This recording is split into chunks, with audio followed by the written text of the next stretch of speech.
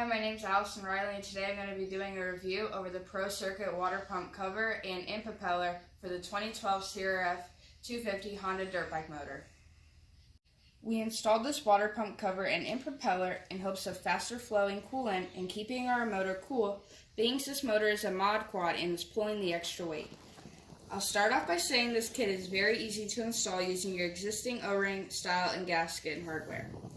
The cover has a nice anodized look and finish to it. Inside the cover you'll see everything is way smoother and more free-flowing compared to a stock cover. The impeller has aggressive fins and is designed not to carve into the coolant. It does flow the coolant much quicker than the stock one does. We actually installed the clear hose just to see the difference in the flow. And the Pro Circuit water pump propeller flowed pretty well, very minimal carving and bubbles. We didn't really notice a temperature drop in the motor. We still got the same temperature as it always does, but you can tell the coolant flows a lot faster and smoother. Overall, I say it's a good buy and adds a stylish look to your motor. Thanks for watching this video today. You can check out all my other videos that review over parts and gear that I use.